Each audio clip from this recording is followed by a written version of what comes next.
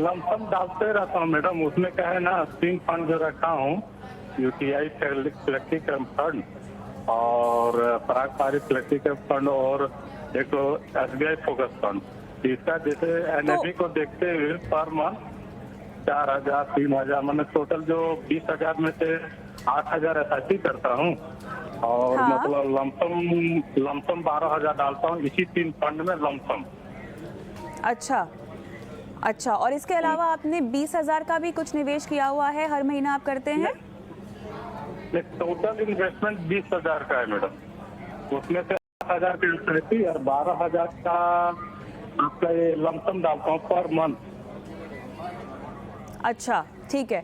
और इसी मुझे इसी बताएं 3 कि फंड में इसी 3 क्या कह फंड रहे में हैं? जो हमारा है, हाँ, हाँ। ये जो 3 हाँ, हाँ। फंड जो है लमसम का 3 फंड, इस 3 फंड में 12,000 का लमसम डालता हूँ पर मंथ।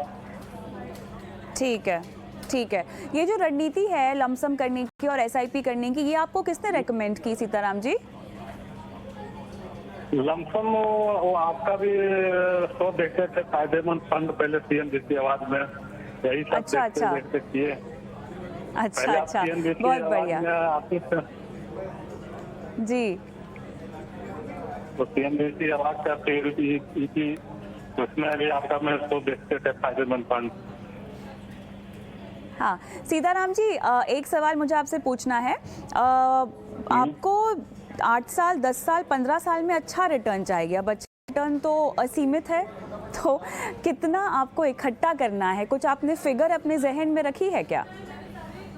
मैडम मैं अपना फिगर इस प्रकार से रखा हूँ कि एक बच्ची मेरा अभी क्लास 4 में है और एक बच्चा क्लास 7 में है। ये सब का हाँ, हाँ। एजुकेशन के लिए मैं देख रहा हूँ 7 साल 9 साल और मतलब 10 साल के बाद ही जरूरत हमको पैसे का पड़ेगा। तो जिस प्रकार से जरूरत पड़ेगा उसी प्रकार से मैं सोच रहा हूँ कि वो उतना यूनिट निकाल लिया करूंगा। ओह अच्छा, लेकिन उतना जमा भी तो होना चाहिए ना। जमा कितना करना है वो आपको पहले पता करना पड़ेगा, क्योंकि कितना खर्चा आने वाला है इतने सालों के बाद। जब तक आपको वो पता नहीं चलेगा तब तक आप निकालेंगे भी क्या? थोड़ा बहुत आप कह रहे हैं कि आप निकाल पाएंगे, लेकिन अगर आपके पास पूरा कॉर्पस इकट्ठा करने की क्षमता है निवेश के जरिए, तो क्यों नहीं वो रास्ता अपनाया जाए। बहरहाल हमारे एक्सपर्ट हमारे साथ जुड़ गए हैं जो आपकी सहायता करेंगे। हमारे साथ प्रूडेंस वेल्थ एडवाइजर्स के फाउंडर सीईओ कीर्तन है और साथ ही सीएफपी पूनम रुंगटा। आप दोनों का स्वागत है हमारी इस पेशकश में। और मेरे ख्याल से पूनम हमारे साथ नहीं जुड़ी हैं। कीर्तन, ये सवाल, चलिए दोनों हमारे साथ जुड़ गए हैं, कीर्तन और पूनम, आप दोनों का स्वागत है। पूनम, हमारे दर्शक सीताराम का मैं सवाल ले रही थी। इन्होंने सवाल आपके पास होगा ही, हमने काफ़ी लंबी चर्चा की जहाँ पर इनके फंड्स के बारे में जानकारी हमने इनसे प्राप्त की है। एसआईपी भी करते हैं पूनम ये, और साथ ही लमसम भी इनका इन्वेस्टमेंट है। और हालांकि इन्होंने अपने लिए साल आंक लिए हैं, कितने साल में इनको अपने निवेश में से पैसे निकालने होंगे। हालांकि कॉर्पस कितना होगा 8 साल, 10 साल, 15 साल के बाद, उसके ऊपर अभी तक कोई क्लैरिटी ये नहीं दे पाए हैं। ये कह रहे हैं कि जब जब ज़रूरत होगी उसके हिसाब से वो पैसे निकाल लेंगे। क्या ये रणनीति सही है? क्या ये तरीका सही होगा पूनम? कविता, जैसे हम हमेशा बात करते हैं कि जो भी इन्वेस्टमेंट हम करें उसके साथ एक गोल अटैच्ड हो, एक टाइम होराइजन अटैच्ड हो। ऐसे रैंडमली निवेश नहीं कर सकते हैं, बिकॉज जिस तरीके का समय हम देते हैं हमारे गोल को, उसी तरीके का हमें फंड्स चूज करने होते हैं। मीन्स अगर लंबे समय का हमारे पास गोल है तो हम फिर थोड़े अग्रेसिव फंड्स के चुनाव करते हैं जिसमें रिस्क ज़्यादा होती है, लॉन्ग टर्म में जो हमें एवरेजिंग अच्छा देते हैं। वहीं अगर हमें शॉर्ट टर्म का होराइजन के साथ चलते हैं तो वहाँ हमें सेफ टाइप के फंड्स लेने चाहिए। इसलिए हम रैंडमली जब चाहिए तब पैसा निकाले, वो रणनीति तो बिल्कुल सही नहीं लगती है। साथ ही इनके जो इन्वेस्टमेंट्स 2 ही फंड में 8,000 रुपए ने डिवाइड करे, वो भी बहुत रैंडमली डिवाइड करे हुए हैं। 3,000 इनके ब्लू चिप में जा रहे हैं और 5,000 रुपए इनके स्मॉल कैप में जा रहे हैं। तो वो थोड़ा सा रणनीति चेंज करनी होगी उसमें और इक्वली डिवाइड करना होगा, ताकि 4-5 तरीके के फंड्स में, डिफरेंट कैटेगरीज के फंड में, ताकि इन्हें पूरे मार्केट का एक मिला जुला टोटल फायदा मिले आगे चल के। तो मुझे लगता है 8,000 रुपए को वो 4 अलग अलग तरह के फंड में डिवाइड कर और ICICI ब्लू चिप 2000 रुपए निवेश करें, मिरा एसिड ब्लू चिप में 2000, SBI स्मॉल कैप में 2000 और क्वांट एक्टिव फंड में और एक 2000 रुपए की SIP इस तरह शुरू करें। और 8000 रुपए प्रति माह से किस तरीके का वो कॉर्पस इकट्ठा कर सकते हैं, तो उसके बारे में बताऊंगी कि 7 साल में ये चाहे तो 10 से 12 लाख रुपए निवेश कर सकते हैं। 10 साल में अप्रोक्सीमेटली 18 से 20 लाख रुपए ये अपने निवेश से पा सकते हैं। और अगर यही अमाउंट 5 साल और चालू रखी, 15 साल हुआ तो करीब करीब 50 लाख रुपए ये इससे बना सकते हैं। तो आप देख सकते हैं कि जैसे जैसे समय बढ़ता है वैसे ही कंपाउंडिंग की वजह से फायदा कई गुना बढ़ता जाता है। सीताराम जी, आप कोई सवाल पूछना चाहते हैं पूनम को? हाँ मैडम, मेरा सवाल एक्चुअल मतलब कि 20,000 है पर मंथ कर रहा हूँ, तो टोटल 5 फंड है। जी बिल्कुल सही कहा आपने, टोटल 5 फंड है। हाँ, टोटल फंड है, 2 फंड नहीं, UTI का एक है, सराफारी का एक तो है और SBI का फोकस फंड है और स्मॉल हाँ, फंड है। तो पूनम यही जोड़ के सलाह दे रही है ना आप पूनम? जी जी जी बिल्कुल बिल्कुल। अलग अलग फंड्स अगर है तो इसमें अपना, हाँ, तो 5 फंड में आपका जो निवेश है वो इक्वल रखिए, रैंडमली अलग अलग मत करिए ताकि आपको परसेंटेज ऑफ एलोकेशन बराबर मिले। तो 5 फंड में आप 20,000 रुपए प्रति माह निवेश करना अगर चालू करते हैं तो आपको बहुत अच्छा जो भी लॉन्ग टर्म में आपको फायदा होगा मिलेगा। मगर बीच बीच में जब पैसे निकालने वो बिल्कुल मुझे सही नहीं लगता। चलिए सीताराम जी, उम्मीद करते हैं कि आपको सलाह समझ में आ गई हो। अगले दर्शक की ओर हम बढ़ते हैं। राजेश राणा हमारे साथ दुबई से फोन लाइन पे जुड़े हुए हैं। नमस्कार राजेश जी। Hello ma'am. जी मैम नमस्कार सर, कैसे हैं आप? मैं ठीक हूँ मैम, आप कैसी हैं? आपसे 3 साल के बाद फिर से बात हो रही है। अच्छा, मैं बिल्कुल ठीक हूँ, थैंक यू सो मच, आपने 3 साल के बाद फिर से याद किया। बताएं सहायता कैसे कर सकते हैं आपकी? मैम मैंने आपको मेरा पोर्टफोलियो भेजा है, जी। उसमें मैं अभी तकरीबन 60,000 रुपए म्यूचुअल फंड में जमा करता हूँ। मेरी 2 बेटी हैं, उनके नाम पे सुकन्या में 1.5 लाख रुपए साल का डालता हूँ और PPF में मेरी वाइफ के नाम 1.5 लाख रुपए डालता हूँ। और मेरे पास एक बजाज अलायंस की यूनिट भी है, वो खत्म होने वाली है, अभी कंप्लीट होने वाली है। तो मैं मुझे एक तो ये जानना था कि मेरा ये पोर्टफोलियो सही है। और एक क्वेश्चन ये था कि मैं अब जैसे मार्केट गिरी है, मैं बीच बीच में 50,000 40,000 हर महीने एक्स्ट्रा भरता रहता हूँ, तो क्या वो प्लानिंग सही है? हाँ। और मुझे एक 30,000 रुपए और स्टार्ट करना है, 30,000 रुपए महीने, तो मुझे उसके लिए कुछ फंड चाहिए थे, या इन्हीं में से कोई फंड चूज करूं? चलिए, अभी आपका जो मौजूदा फंड्स में निवेश चल रहा है वो कितने का है? मैम म्यूचुअल फंड में 60,000 है। अभी आपका 60,000 चल रहा है ना? और उसमें मुख्य तौर पर किस तरह के फंड्स होंगे? उसमें ब्लू चिप भी है, मिड कैप है और स्मॉल कैप है। 50% में ब्लू चिप है, जैसे 50% में ब्लू चिप है और बाकी आपने स्मॉल और मिड में डिवाइड किया है। जी चलिए ठीक है, अभी ये निवेश आपको 30,000 से और बढ़ाना है और बाकी आपने इन्वेस्टमेंट डिटेल्स हमें दे दी हैं आपके टाइम होराइजन के साथ। चलिए, आपका सवाल समझ गए हैं। कीर्तन, आपके पास आऊंगी राजेश का सवाल लेकर। बताएं, निवेश बढ़ाना भी है, हालांकि जो मौजूदा पोर्टफोलियो है उसमें 50% ये कह रहे हैं कि ब्लू चिप में निवेश कर रहे हैं, बाकी स्मॉल और मिड कैप में है। राजेश जी, 2-3 सलाह आपको देना चाहूँगा। मेरे पास जो आपकी इन्फॉर्मेशन आई है और आपने जो अभी डिटेलिंग की उसके हिसाब से, तो सबसे पहले तो आपके क्वेश्चन में आपने लिखा था कि आपको 15 साल में तकरीबन 10 करोड़ रुपए इकट्ठा करने हैं। देखिए, अगर 15 साल में 10 करोड़ रुपए इकट्ठा करने हैं तो आपको तकरीबन 2,10,000 रुपए की महीने की SIP करनी पड़ेगी।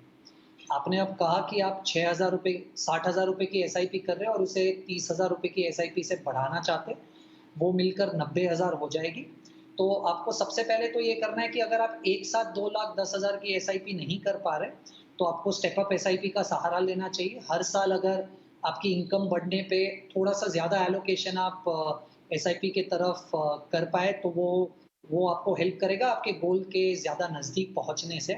पर ब्लैंकेट फिगर की बात करूँ तो आपको 2,10,000 कि एसआईपी आज करनी पड़ेगी अगर 15 साल में 10 करोड़ रुपए चाहिए तो।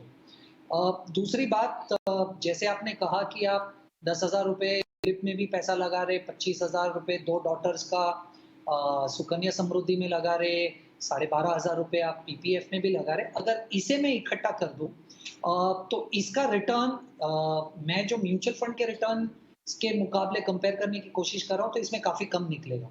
तो अगर इस पोर्टफोलियो का जो आप 10,000, 25,000 और 12,500 निवेश कर रहे हैं उसमें 7-7.5% के करीब आपको रिटर्न निकलेगा। तो अगर ये पोर्टफोलियो को आप अगर साइड में रखें, राइट, और सिर्फ म्यूचुअल फंड्स की बात करें तो 2,10,000 के करीब लगेगा जैसे मैंने आपको कहा। पर इस पोर्टफोलियो को अगर आप इंक्लूड कर दे तो तकरीबन 1,80,000 का महीने का निवेश ऊपर से करेंगे यूलिप्स, सुकन्या समृद्धि और पीपीएफ को छोड़कर, तब जाके आप अपने 10 करोड़ के गोल को रीच कर पाएंगे 15 साल में। ये हो गया आपका लार्ज पैसा कितना लगाना पड़ेगा आपके गोल को पहुंचने के लिए। थोड़ा सा डिटेलिंग अगर मैं आपके फंड्स पे करूं तो मुझे ऐसा लग रहा है कि सबसे पहले आपने जो लार्ज कैप में पैसा लगाया हुआ है, क्योंकि मुझे नहीं पता आप कौन सी स्कीम्स में इन्वेस्टेड हो, लार्जली मुझे ऐसा लग रहा है कि आप लार्ज कैप फंड्स को अगर फ्लेक्सी कैप फंड्स या large and mid cap funds ये 2 कैटेगरी से रिप्लेस कर दे तो मुझे ऐसा लग रहा है लंबे समय में शायद आपको रिस्क रिवॉर्ड इन 2 कैटेगरीज में थोड़ा सा अच्छा मिलेगा वर्सेस लार्ज कैप। तो जो आप 50% पैसा आपका ब्लू चिप, कौन सा फंड है मुझे नहीं पता है, पर अगर आप ब्लू चिप फंड में लगा रहे हैं उसके सामने उस पैसे को आप किसी एक अच्छे फ्लेक्सी कैप फंड या लार्ज मिड कैप फंड में डाइवर्ट कर दे तो वो अच्छा होगा। फ्लेक्सी कैप करना चाहे तो मुझे ऐसा लग रहा है पराग पारिक फ्लेक्सी कैप फंड एक अच्छा फंड है जिसमें आप निवेश कर सकते हैं। और दूसरा जो पैसा आपने मिड कैप और स्मॉल कैप में एलोकेट करके रखा है वो अच्छा है। हालांकि मुझे पता नहीं कि कौन सी स्कीम है, पर अगर आप जानना चाहेंगे मुझे कौन सी स्कीम अच्छी लग रही है तो आप एक्सिस मिड कैप और निपॉन स्मॉल कैप में अपना निवेश कर सकते हैं। तो कीर्तन, अब राजेश के ही पोर्टफोलियो को अगर मैं लेकर चलूं, यहाँ पर हमें पता नहीं उनके मौजूदा फंड्स क्या हैं, लेकिन जनरली अगर मैं आपसे समझना चाहूँ कीर्तन, तो अगर किसी के पास बुनियादी तौर पर ऐसा पोर्टफोलियो हो जो कि लार्ज कैप, मिड और स्मॉल कैप में ठीक ठीक तरह से बटा हुआ हो और अगर उनको अपना निवेश बढ़ाना हो तो किस तरह के फंड में अपना निवेश बढ़ाने के बारे में सोच सकते हैं? क्या मौजूदा फंड्स में ही अपनी निवेश राशि बढ़ा दे या एक नया कैटेगरी का फंड इंक्लूड कर दे? देखिए, मुझे ऐसा लग रहा है कि अगर आप पोर्टफोलियो जब बनाने की कोशिश कर रहे हैं तो आप एक डाइवर्सिफिकेशन लाने की कोशिश कर रहे हैं अपने पोर्टफोलियो में। अब डाइवर्सिफिकेशन 3 चीज़ों से हो सकता है। एक तो है कि आप मार्केट कैप में डाइवर्सिफाई कर दीजिए, लार्ज ले लिया, मिड ले लिया, स्मॉल ले लिया, ये एक तरह का डाइवर्सिफिकेशन है। दूसरा डाइवर्सिफिकेशन है कि आप ग्लोबल डाइवर्सिफिकेशन करें कि काफ़ी पैसा इंडिया में तो थोड़ा सा पैसा आपने बाहर लगा दिया कि रुपी डेप्रिसिएशन का डॉलर के सामने आपको एडवांटेज मिल। और तीसरी तरीके का डाइवर्सिफिकेशन है कि आप स्ट्रैटेजी में डाइवर्सिफाई करें कि कुछ पैसा आप एक ग्रोथ स्ट्रैटेजी में लगा दें, कुछ पैसा आप एक वैल्यू स्ट्रैटेजी में लगा दें। तो मुझे ऐसा लग रहा है कि जब आप पोर्टफोलियो बनाने की कोशिश कर रहे हैं ये तीनों चीज़ों को ध्यान में रखना चाहिए।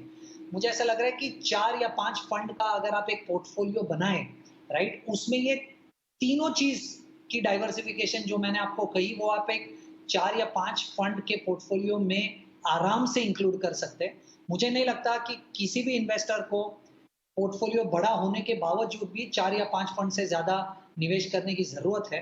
तो अगर क्वेश्चन ये है कि क्या मैं नया पैसा एक नए फंड में डालूं या एग्जिस्टिंग फंड में डालूं, तो मुझे ऐसा लग रहा है कि एग्जिस्टिंग फंड में अगर आपके पास मार्केट कैप, स्ट्रैटेजी और जोग्राफिकल डाइवर्सिफिकेशन सब कुछ है तो आपको नए फंड में पैसे डालने की ज़रूरत नहीं है, उसी फंड में ऐड करते रहिए।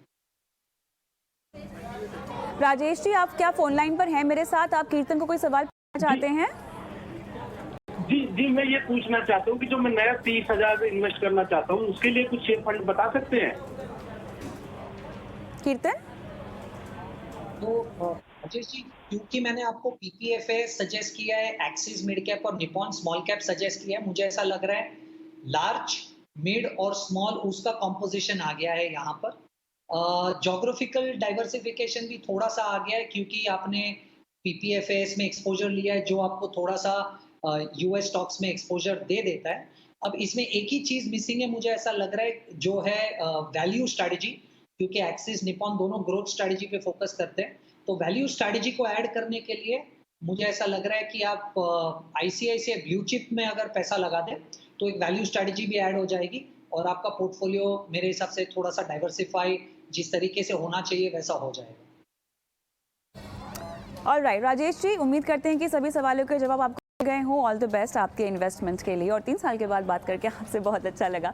लेकिन इस नोट पे हम रुकेंगे एक छोटे से ब्रेक के लिए। ब्रेक के उस पार सवाल जवाब का सिलसिला बरकरार है। पूनम और कीर्तन हमारे दर्शकों की फाइनेंशियल प्लानिंग करवा रही हैं। इस बीच अगर आप ये शो लाइव देख रहे हैं और झटपट कोई सवाल व्हाट्सएप पर भेजना चाहते हैं तो एक व्हाट्सएप नंबर देखिए आपकी स्क्रीन पर आ रहा होगा।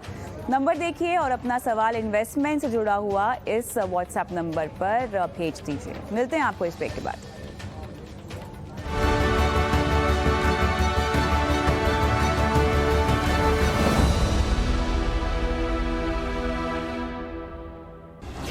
Powered by Mirae Asset mutual fund.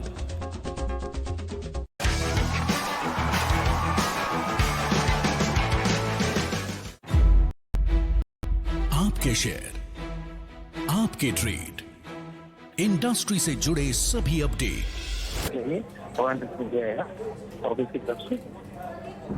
अच्छा अच्छा अच्छा, हाँ, चलिए। तो मैं ये चाहता था कि 7-8 साल बाद जो है मेरे पास 50 लाख और एक्स्ट्रा होता, हाँ तो हाँ, उसके लिए क्या ये 26,000 सफिशिएंट है या मुझे कुछ और करना चाहिए? तो ये जो निवेश है इसमें आप और बने रह सकते हैं ना, आपको तुरंत निकालने नहीं होंगे ना पैसे? मुझको तो नो कोई दिक्कत नहीं है। 8-10 साल में इसमें 20-30% जो है एनुअल जो है और इंक्रीज भी कर सकता हूँ अगर। आपका ये एनपीएस में कब से जा रहा है सर पैसा? एनपीएस तो भी मेरा 4 साल से ही है, ये मैंने एडिशनल किया था। वैसे मैं क्योंकि पेंशन मेरी है, मैं पुराना एम्प्लॉई हूँ तो पेंशन है। एनपीएस मैंने एडिशनल किया था 4,000 2018 से। ठीक है, खैर इसकी अवधि तो आप बढ़ा भी सकते हैं। जी हाँ, जी, चलिए तो जी। आपकी फाइनेंशियल प्लानिंग की शुरुआत करते हैं और मेरे ख्याल से ये सवाल भी कीर्तन के पास ही जा रहा है। कीर्तन बताएं, क्या आप सतबीर जी को रेकमेंड करेंगे? सतबीर जी, आपका केस बड़ा इंटरेस्टिंग है क्योंकि टिपिकली जब रिटायरमेंट प्लानिंग की बात की जाती है तो लोग 1 से 2 साल रिटायरमेंट के पहले पैसा इक्विटी से निकालकर फिक्स्ड इनकम में डाल देने की कोशिश करते हैं कि जब रिटायर होने का वक्त आए तो वॉलेटिलिटी पोर्टफोलियो पे कम हो जाए।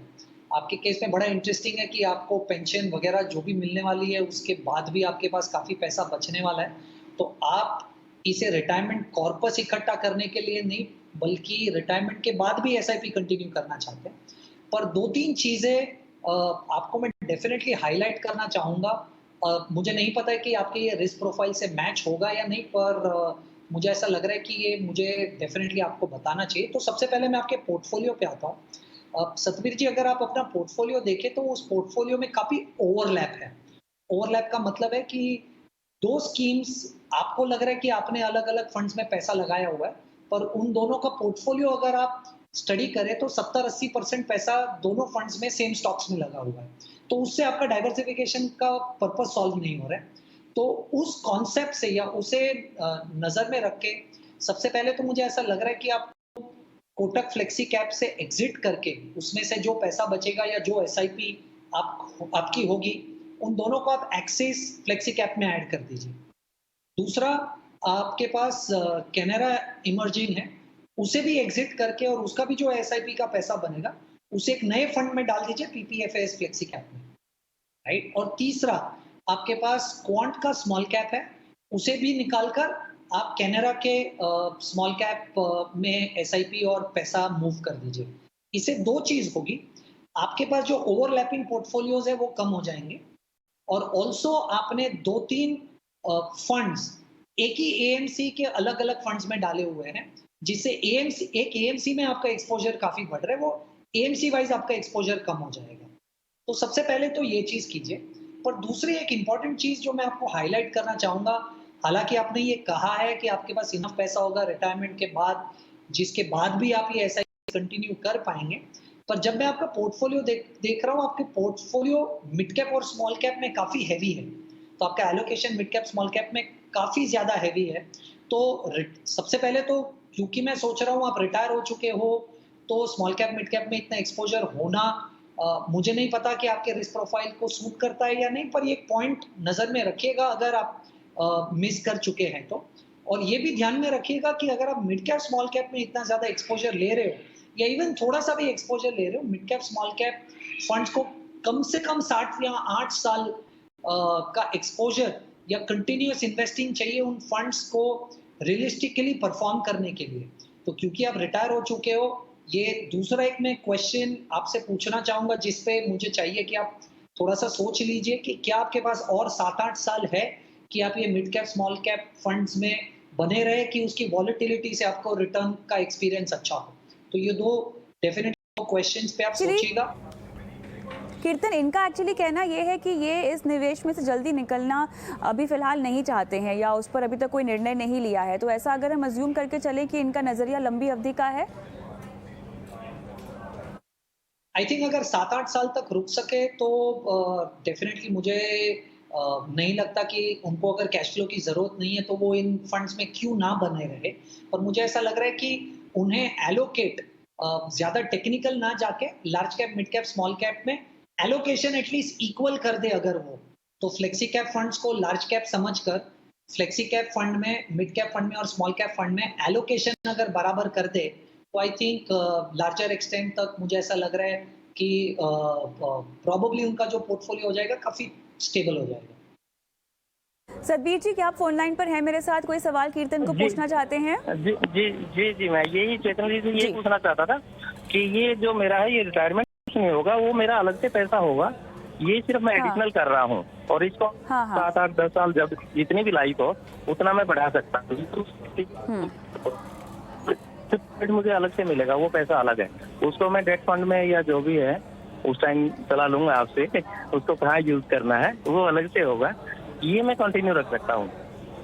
बिल्कुल जी जी डेफिनेटली फिर अगर ये प्रोसेस है तो मैंने जैसे आपको चेंजेस सजेस्ट किया, आप उन चेंजेस को इम्प्लीमेंट कीजिए और उस पोर्टफोलियो को कंटिन्यू कीजिए। जी जी चलिए आगे बढ़ेंगे और हमारे अगले दर्शक हमारे साथ फोन लाइन पर हैं अब देवेश, जो कि पूनम से सवाल करेंगे। देवेश जी नमस्कार। नमस्कार मैडम, मेरा नाम देवेश गुप्ता है। एक्चुअली मेरा एक क्वेरी है रिगार्ड्स टू रिटायरमेंट फंड के लिए। I have already sent the details. Actually, ma'am, I am interested for doing SIP of rupees 50,000 per month. And total I want to distribute it into majorly 4-5 categories. One is flexi cap, I am putting 60%. International fund I am putting 14%. Sectoral fund I am putting 12%. And mid and small cap I am putting 14%. And different funds I have allocated percentage wise. One is excess long term, it is almost 10%. Mira Asset Emerging Blue Chip 15%. SBI Focus Fund 10%. Parag Parikh 15%. And the Quant Active Fund it is 10%, ma'am. So total is 30,000 rupees. Okay. And ma'am, in international funds, I want to invest 14% total. I am investing 5% in Motilal Nasdaq 100 and 5% almost in Mirae Asset ETF, S&P 500 ETF. And sectoral, I am investing ICICI Technology Fund, that is almost 12%. So it is 6,000 rupees in 50,000. And accordingly, mid and small cap. जी जी जी mid and small cap ma'am total 14%, so it is total of 3 to 7,000 rupees ma'am. मुझे ये बताएं देवेश जी, आपने diversification के लिए 12 funds क्यों डाले हैं पोर्टफोलियो में? Ma'am actually I wanted to invest in multi cap, maybe you can say flexi cap, then international fund, large and mid cap and then small cap, so and one sectoral also, so I have invested in almost in all the categories. तो अब अगर आपके 12 funds को हम 5 से 6 funds में portfolio को सिमट दें तो आपको कोई दिक्कत तो नहीं होगी? वो क्यों सिमटा जाएगा उसकी समझाइश आपको मिलेगी। जी जी मैम। चलिए पूनम बताएं, अब मेरे को यकीन है आप भी कहेंगे कि पोर्टफोलियो बहुत फैला हुआ है।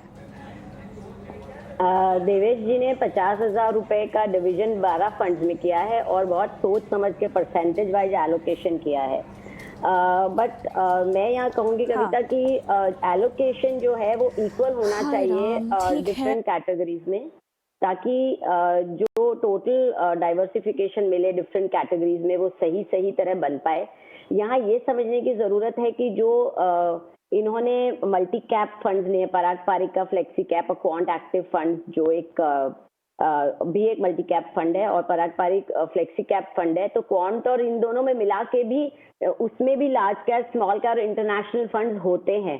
मतलब सभी कैटेगरी इन दोनों फंड्स में भी आती है, इसलिए आप अलग अलग भी इंडिविजुअली हर कैटेगरी में जा रहे हैं और मिला जुला के भी एक फ्लेक्सी कैप या मल्टी कैप फंड ले रहे हैं। तो रिपीटेशन ऑफ फंड्स हो रहा है, ओवरलैपिंग ऑफ फंड साइज बहुत ज्यादा है। मिड कैप कैटेगरी में 2 फंड्स है, तो एलोकेशन जो इन्होंने अलग अलग किया है बहुत अच्छे से सोच समझ के किया है, बट मुझे नहीं लगता इतने सारे फंड्स की जरूरत है। 50,000 रुपए के SIP के लिए एक सिंपल पोर्टफोलियो डिजाइन करें 5 डिफरेंट टाइप के फंड्स की, जिसमें क्वांट एक्टिव फंड में आप 10,000 रुपीज डालिए, SBI फोकस में 10,000 डालिए, एक्सिस मिड कैप खाली लीजिए 10,000 रुपीज उसमें लिए, पराग पारिक फ्लेक्सी कैप में 10,000 लीजिए, एक्सिस लॉन्ग टर्म एक ELSS फंड है जहां 5,000 रुपए की SIP कर रहे, तो मैं समझती हूँ कि आपको टैक्स का फायदा उठाना है तो उससे आप जारी रखिए, और जो बाकी के 5,000 है उसे आप S&P फंड में ले सकते हैं। इस तरीके से आपका एलोकेशन पूरी की तरह डाइवर्सिफाई हो जाएगा अक्रॉस द फंड्स। और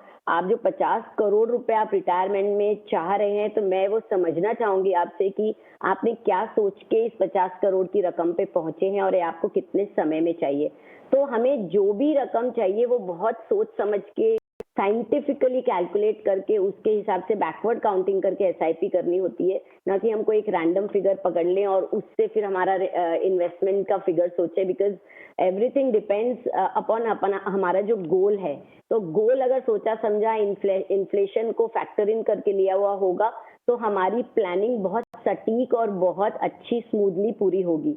इसलिए हर तरीके से सोच समझ के हमें आगे बढ़ना चाहिए, अपने गोल्स को भी निर्धारित करना चाहिए कि कितने समय में हमें पूरे करने हैं। फिर भी अगर ये 50 करोड़ रुपए चाहते हैं तो ये महज 50,000 रुपए में 35 साल में ये रकम बहुत आराम से पा सकते हैं, जिसमें कि मैंने जो इनका लमसम 10 लाख रुपीज है वो तो फैक्टर इन नहीं किया है, उसे भी आप कैलकुलेट करेंगे तो और आप जल्दी अपने गोल तक पहुंच सकते हैं। चलिए, तो कोई सवाल देवेश जी करना चाहते हैं आप पूनम से? Yes ma'am, one more question ma'am. Mid and small cap का टोटल एलोकेशन पोर्टफोलियो में कितना होना चाहिए? मेरा रिटायरमेंट का टाइम 20 to 25 ईयर्स है अभी। हर कैटेगरी में एक इक्वल प्रोपोर्शन ऑफ एक्सपोजर होना चाहिए, बिकॉज इतने लॉन्ग टर्म में कौन सा सेक्टर कब परफॉर्म करेगा वो कहा नहीं जा सकता। इसलिए हमें इक्वल, अगर हम 5 फंड दे रहे हैं तो हमें 20% हर कैटेगरी में इन्वेस्ट करना चाहिए। Okay ma'am. चलिए, बहुत बहुत धन्यवाद देवेश सवाल पूछने के लिए, और आपको जो जवाब मिला है उम्मीद करते हैं कि आपको सलाह समझ में आई हो। हमारे अगले दर्शक भी हमारे साथ फ़ोन लाइन पर हैं जो अपना सवाल पूछना चाहते हैं। प्रभात है हमारे साथ फ़ोन लाइन पर। प्रभात। हाय कविता। हाय, कैसे हैं आप? बहुत अच्छा हूँ, आप कैसे हैं? मैं बिल्कुल ठीक हूँ, thank you so much. Thank you, आपने सवाल अपना भेजा हमें। प्रभात, बताएं। So Kavita, my question is, from last 1.5 years, I am running a SIP of around 30,000. Okay. ठीक है, because ठीक है। I'm an employee with corporate, so I'm spending like 15,000 with ELSS funds, which is Mirai Assets, and 10,000 with Axis Blue Chip Fund, and 5,000 for SBI Small Fund.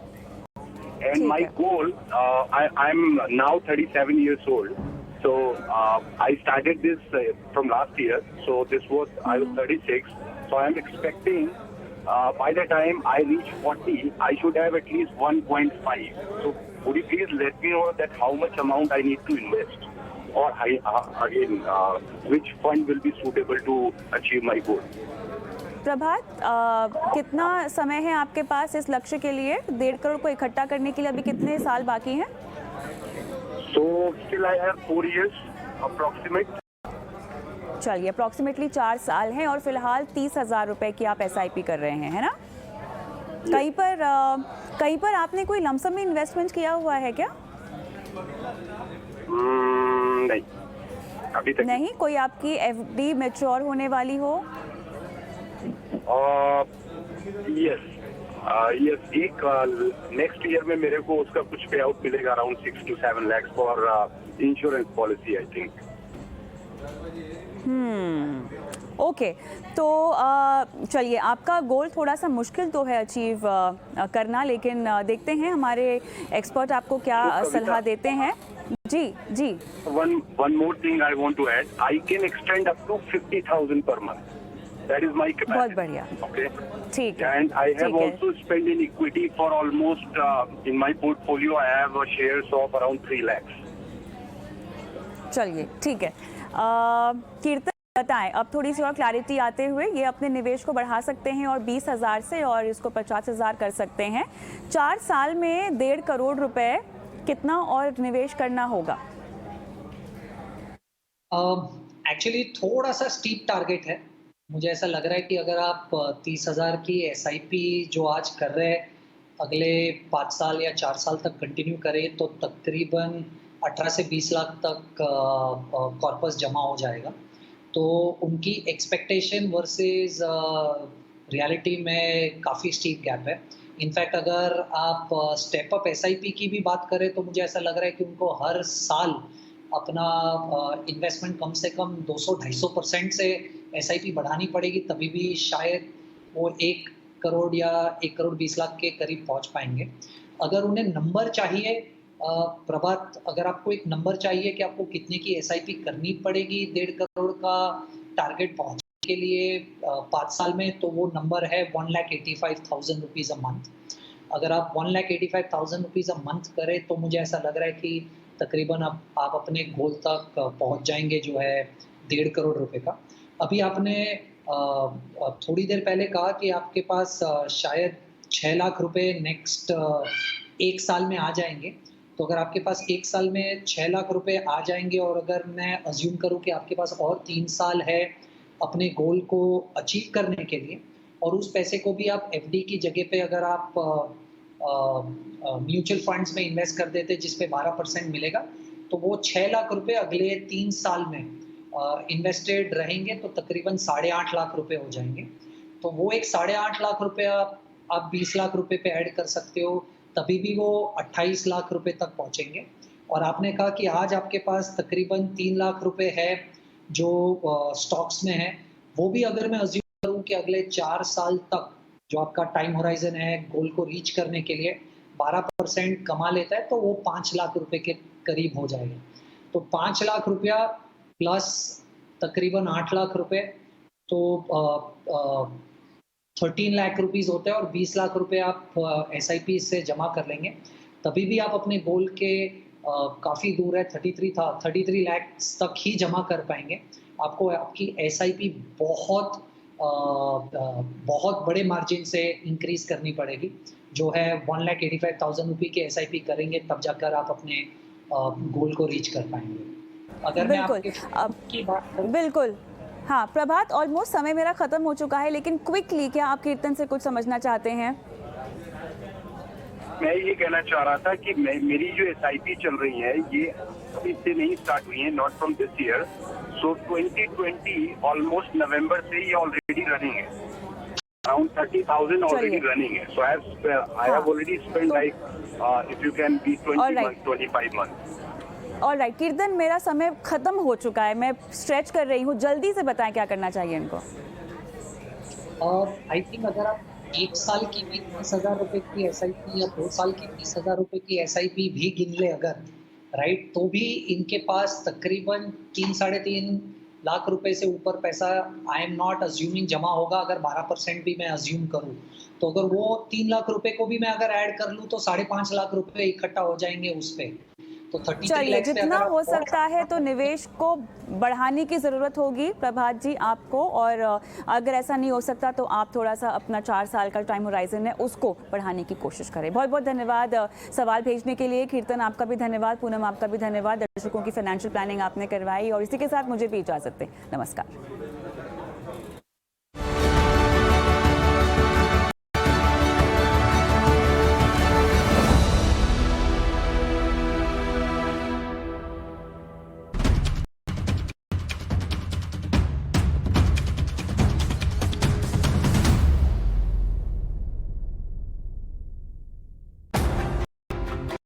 चाहे financial position हो या company की strategy.